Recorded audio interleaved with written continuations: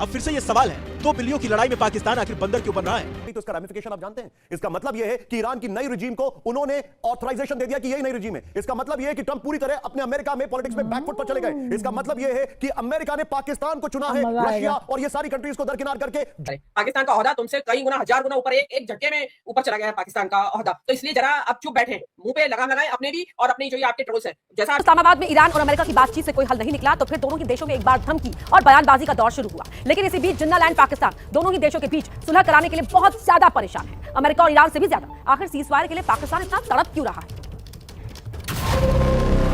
पाकिस्तान की छटपटाहट कितनी ज्यादा बढ़ गई है, इसके लिए आपको 2 तस्वीरें दिखाते हैं।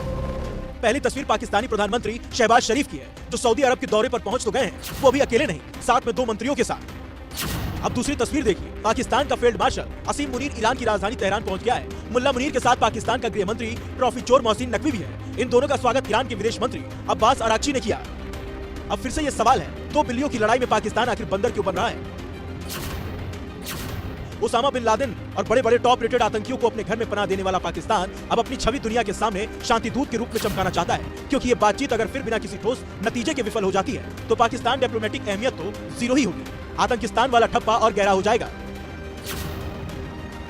पड़ोस में ईरान के पास एटम बम हो, लेकिन अगर इसके खिलाफ आवाज उठाई तो मुस्लिम भाईचारे का नकाब उतर जाएगा। और अगर पाकिस्तान ने कुछ नहीं किया, शहबाज मुनीर चुप बैठ गए, तो मिडिल ईस्ट युद्ध के कारण पाकिस्तानी आवाम भूख से मर जाएगी, क्योंकि महंगाई और तेल संकट की मार से पाकिस्तान में लॉकडाउन के हालात हैं। ऐसे में पाकिस्तान को बस दुआओं का सहारा है। अगर जल्दी यूएई ईरान जंग का समाधान नहीं हुआ तो जिन्नालैंड का अंजाम इतना बुरा हो जाएगा जिसकी अब तक किसी ने कल्पना भी नहीं की हो। पाकिस्तान के लिए पूर्व मंत्री फवाद चौधरी हुसैन तो सुनिए, जो पाकिस्तान की समझौते वाली छटपटाहट के बीच युद्ध की वजह से पाकिस्तान की आर्थिक स्थिति के बारे में बता रहे हैं। The economic impact on Pakistan is obviously far greater because the kind of pressure on our foreign reserves cannot afford such a kind of expensive import. And as you know, that oil prices, gas prices has really gone up. Pakistani people of Pakistan, especially the middle class, is already feeling the heat, and it's getting difficult, very difficult actually.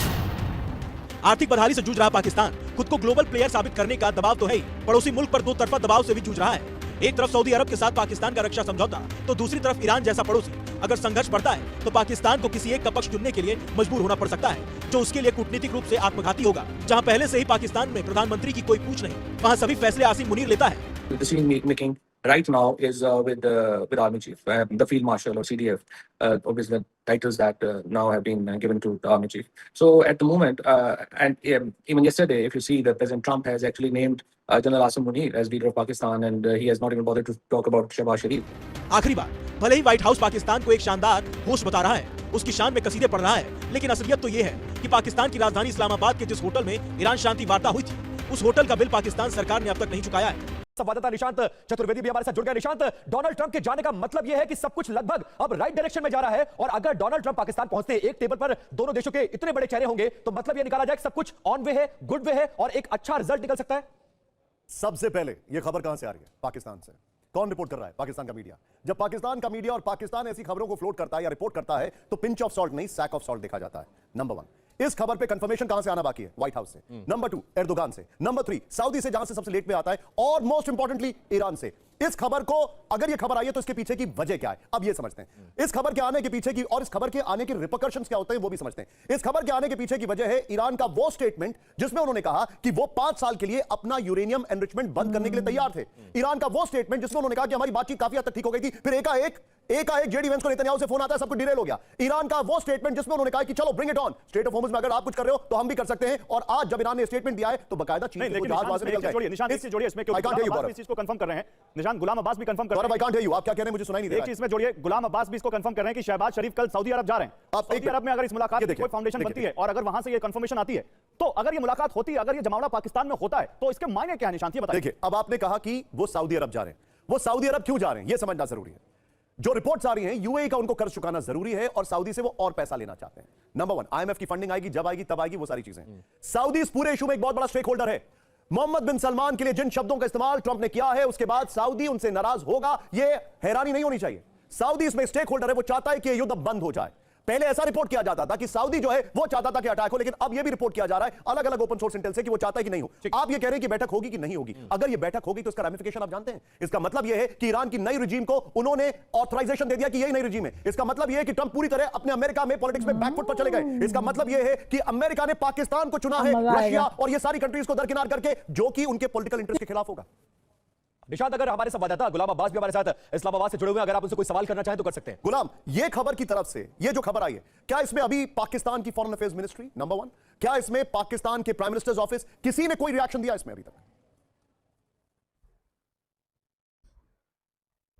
शायद गुलाम हमारे साथ है नहीं, लेकिन मैं अपने दर्शकों को बताना चाहूंगा, मैं एक जिम्मेदार चैनल, ये खबर आई हमने रिपोर्ट की है, लेकिन इस खबर का कंफर्मेशन, उसका इंतजार हम सबको है, और वो सिर्फ 4 जगह से हो सकता है। नंबर 1 सबसे important White House, number 2 Turkey, number 3 Saudi and number 4 Iran. Pakistan confirmation करेगा, ये time will tell. Back to you studio. बिल्कुल निशांत, और डोनाल्ड ट्रंप का पाकिस्तान जाना मध्यस्थता के लिए, दोनों का साथ में बैठना, ये कहीं ना कहीं थोड़ा सा कंफ्यूजन है और कंफर्मेशन आना बाकी है, और जब तक कंफर्मेशन नहीं आता है तब तक इसको लेकर नजर बनाकर इसे गाली की तरह इस्तेमाल करना बंद करें। पाकिस्तान का ओहदा तुमसे कई गुना, 1000 गुना ऊपर एक झटके में ऊपर चला गया है पाकिस्तान का ओहदा। तो इसलिए जरा अब चुप बैठे, मुंह पे लगाम लगाएं अपने भी और अपने जो ये आपके ट्रोल्स हैं। जैसा अभी पुष्पराज बता रहे हैं, कश्मीर का मुद्दा बहुत सूनर और लेटर जो ट्रंप है उसको उठाने वाला है। वो पाकिस्तान को रिवॉर्ड तो देगा, कुछ क्या देगा रिवॉर्ड, वो कहेगा मैं तुम्हें रिवॉर्ड में कश्मीर देता हूं। तो आप उसकी तैयारी कीजिए कि हमें उससे कैसे निपटना है। बहुत बड़ा क्राइसिस हमारे सामने आने वाला है हमारी पॉलिसी के फेलियर के तौर पे। और ये लड़ाई जो है, ये कहना मैं जरूर चाहूंगी, ये ईरान ने न केवल लड़ाई जीती है बल्कि दुनिया के दिलों को भी जीता है और दिमाग को भी जीता है। मजबूर किया है कि अभी दूसरी तरीके से युद्धों को लड़के जीता जा सकता है, क्योंकि ये जीती तो है कि जो सीज फायर की बात अल्टीमेटली करनी पड़ी, अदरवाइज तो वहां वो डाल रहे थे, उसके ऊपर डाल ही रहे थे। एक चीज जो मुझे इसमें हल्का सा कमेंट जो करती हूँ, उसमें मैंने ईरान के नेताओं को देखा, वो बड़ी मोटी मोटी अंगूठियां पहने हुए हैं अपनी उंगलियों में। तो मुझे लगता है कि इंडिया में ये फैशन वहीं से आया है शायद, जो हमारे यहाँ मोटी मोटी अंगूठियां, पता नहीं वो क्या रतन लगे हुए। आई वांट दर्शक टू कमेंट कि है क्या वो इतनी बड़ी बड़ी क्या रिंग्स पहनते हैं वो अपने हाथ में। जी ठीक, विवेक क्या कहेंगे आप में? जी, ऐसा है कि भारत की विदेश नीति को एक बहुत ही सामरिक रूप से एक पुनर्रचना की जरूरत है, स्ट्रेटेजिक रिसेट की जरूरत है। और वो ये है कि जहां भारत का इंटरेस्ट हार होता है, वहां पर हम जिस किसी चीज की वजह से भारत का इंटरेस्ट हार होता है, उस चीज के खिलाफ खड़े रहे। लेकिन हो ये रहा है कि जैसे मैंने पहले चरण में कहा कि हम इजराइल के साथ खड़े हो गए, जबकि हमने खड़ा होना चाहिए था इस युद्ध के खिलाफ। अब इस युद्ध को अगर परमानेंट सीज फायर में कन्वर्ट करना है तो उसके लिए भारत को कोशिश करनी चाहिए। ये मौका अभी पाकिस्तान के पास न चला जाए, फिर एक बार टेम्पररी सीज फायर को परमानेंट सीज फायर में कन्वर्ट करने का जो मौका है, वो पाकिस्तान से छीनने का एक सुनहरा मौका भारत के पास है। वो ऐसा है कि इस टेम्पररी सीज फायर को परमानेंट सीज फायर में कन्वर्ट तभी किया जा सकता है जब इजराइल को इस युद्ध के को रोकने के लिए इजराइल को तैयार किया जाए। और हमारी जो इजराइल के साथ में दोस्ती है, जो हमारी कमाराडेरी है, उसका इस्तेमाल करें अभी मोदी जी, अभी उसका इस्तेमाल पूरा संघ परिवार करे और इजराइल को राजी करे कि इस युद्ध को परमानेंटली खत्म किया जाए। अगर मोदी जी इजराइल के साथ में अपनी दोस्ती का इस्तेमाल इस युद्ध को परमानेंट सीज फायर में कन्वर्ट करने के लिए करते हैं, तो हो सकता है कि नोबेल प्राइज के असली विनर वो पाकिस्तान के साथ में भारत और पाकिस्तान ज्वाइंट विनर हो सकते हैं। वरना ये तो पूरी तरह से नोबेल प्राइज जो है वो पाकिस्तान के पक्ष में जाएगा। अगर पाकिस्तान इस टेम्पररी सीज फायर को परमानेंट सीज फायर में कन्वर्ट करे तो ये पूरा नोबेल प्राइज का विनर पाकिस्तान होगा। अगर ज्वाइंटली हमको भारत और पाकिस्तान के साथ में भारत को पाकिस्तान के साथ में ज्वाइंट विनर अगर बनना है, मोदी जी का ख्वाब है नोबेल प्राइज जीतना, तो इजराइल को बनाए इस युद्ध को परमानेंटली रोकने के लिए। और वो अगर कर सकते हैं तो आज भी मौका है भारत के पास कि जो हमने हमारा लॉस ऑफ फेस हुआ है उसको उसकी रिकवरी हो जाए, हम फिर एक बार दुनिया में एक अच्छे चेहरे के साथ दुनिया के सामने हम खड़े हो सकते हैं। लेकिन पूरी बड़ा तमाशा है एक्चुअली, क्योंकि हमारे विदेश मंत्री ने कुछ दिनों पहले ये कहा था कि हम क्या है, हम दलाल नहीं है। और पाकिस्तान को हिम्मत हो तो पाकिस्तान का नाम लेके ये कहते हैं ना कि पाकिस्तान एक दलाल देश है, लेकिन उतना बोलने की हिम्मत नहीं है, ये किसी के खिलाफ बोलने के लिए इनके पास कोई हिम्मत नहीं है। लेकिन इनडायरेक्टली एक टॉन्ट पाकिस्तान को लगाया। अब ऐसा है कि वही दलाल जो है, जिसको इन कोर्ट्स दलाल जो है, उस दलाल ने ही आपको राहत दिलाई है। कितनी बड़ी विडंबना है कि आपको जो राहत मिली, आप दुनिया के सबसे ज्यादा अफेक्टेड देश रहे। समझिए इन टर्म्स ऑफ पॉपुलेशन, हमारा जो ईंधन का जो हमारी गरज है वो पूरी तरह से उस इलाके से आती है जहां पर युद्ध चल रहा है। और हमारा कर्तव्य बनता था, सबसे पहला कर्तव्य हमारा बनता था कि हम इस युद्ध को रोकने के लिए कोशिश करते। हम इस युद्ध के खिलाफ खड़े होते क्योंकि हमारे स्ट्रेटेजिक इंटरेस्ट इसमें मारे जा रहे हैं।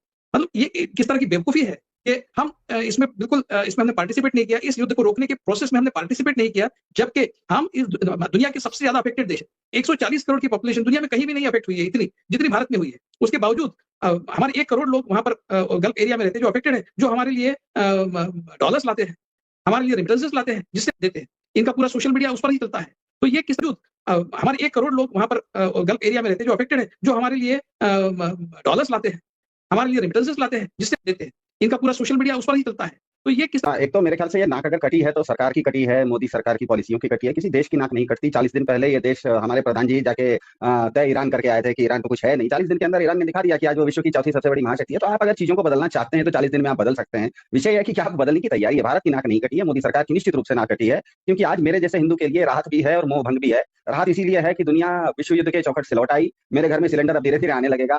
मोह भंग इसीलिए है कि पिछले 40 साल से जो मेरे बुजुर्ग, मेरे दोस्त, मेरे व्हाट्सएप अंकल लोग खुद को विश्व गुरु कह रहे थे, 40 दिनों में तो ईरान विश्व गुरु बन गया। विश्व गुरु हमको 40 साल से कह रहे थे कि हम है, 40 दिन में बन गया ईरान। दूसरा मोह भंग इसीलिए भी है क्योंकि जिस भाजपा ने देश को सांस्कृतिक राष्ट्रवाद की गुट्टी पिलाई थी, उसके राष्ट्रवाद को पहले तो पिछले साल मई में ट्रंप साहब ने सीजफायर करके धराशायी कर दिया, और आज 11 महीने के अंदर ईरान ने दिखा दिया कि संस्कृति का मतलब 56 इंची गमछा, छाती के ऊपर गमछा लहराते हुए हिंदू राष्ट्र का नारा देना नहीं होता है। तो ये पूरा का पूरा जो सांस्कृतिक राष्ट्रवाद था वो धराशायी हो गया है। तो ऊपर से जले पर नमक छीट दिया है पाकिस्तान ने विश्व युद्ध का पंच बनकर। अब कल विश्व पंच पाकिस्तान, विश्व गुरु ईरान और डियर फ्रेंड डोनाल्ड, ये तीनों मिलकर अगर भाजपा पे चढ़ जाएं कि हम तीनों मिलकर अब कश्मीर का समझौता करेंगे, तो मोदी सरकार कहां जाएगी? समस्या तो यहाँ आने वाली है, क्योंकि एक विश्व गुरु ईरान बन गया है, दूसरा विश्व पंच पाकिस्तान बन गया है, डियर फ्रेंड डोनाल्ड तो अभी भी डियर फ्रेंड ही है। ये तीनों मिलकर कहेंगे कि अब हम दुनिया का विश्व युद्ध खाता सलट लिए, अब आपका विश्व, आपका जो पाकिस्तान का है, पाकिस्तान और भारत के बीच में कश्मीर मसला, उसको हल करेंगे, तो ये कहां जाएंगे? मेरे ख्याल से देर से समझा, लेकिन मैंने दुरुस्त आज समझा कि आज ट्रंप हो या प्रधान जी, कोई भी देश व्यक्ति के हाथ में ज्यादा पावर दे देगा तो विकेंद्रित ईरान मधुमक्खी बनकर बड़े से बड़े 56 इंची शेर को धूल चटा देता है। इस युद्ध में ईरान की जीत बताती है कि कैसे चुपचाप अपनी क्षमता विकसित करते रहने वाला बड़े से बड़े बकैत को भी सरेंडर करवा देता है। ये हमने 40 दिन में देख लिया।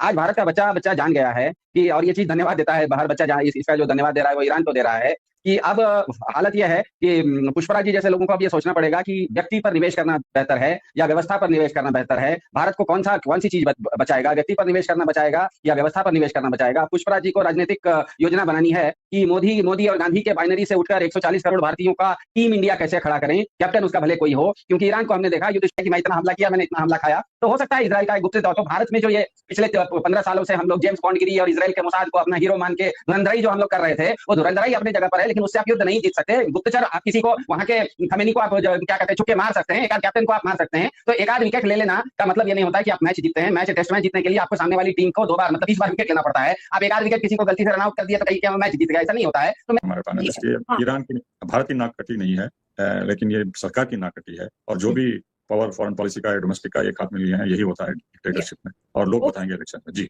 ओके सर, मैं पुष्पराज के पास आती हूँ कि पुष्पराज, अब आपको लग रहा है कि भारत एक समय था जब पाकिस्तान बिल्कुल आइसोलेट हो चुका था पूरे विश्व से, आज वही पाकिस्तान बिल्कुल सेंटर स्टेज में आकर खड़ा हो गया है। भारत सरकार को करना क्या चाहिए?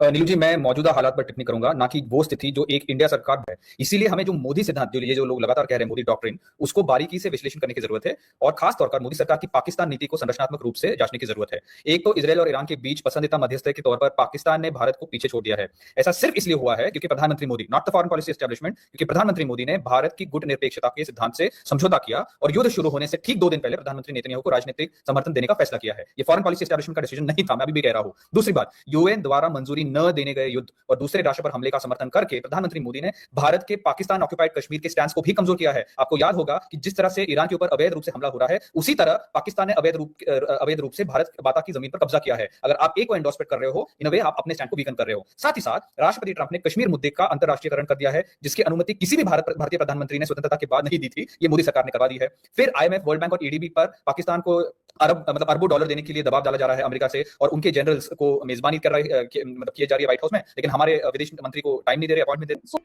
जो बेचारे समझदार एजुकेटेड लोग हैं ना, वो आखिर जहालत से कितना फाइट करेंगे। और यहाँ पर जी मुझे ट्रम्प अंकल की समझ नहीं आती कि वो चाहते क्या है। पहले जी कह रहे थे कि स्ट्रेट ऑफ हॉर्मुज जो है ना, वो जो है खोल दो, उस पर फाइट भी चल रही है, उस पर ये चल रहा है, उस पर वो चल रहा है। अब जी खुद आके बैठ गया, उसको बंद कर दिया। मतलब चाहता क्या है भाई साहब? ये दुनिया जहान में अपनी बेइज्जती कराने की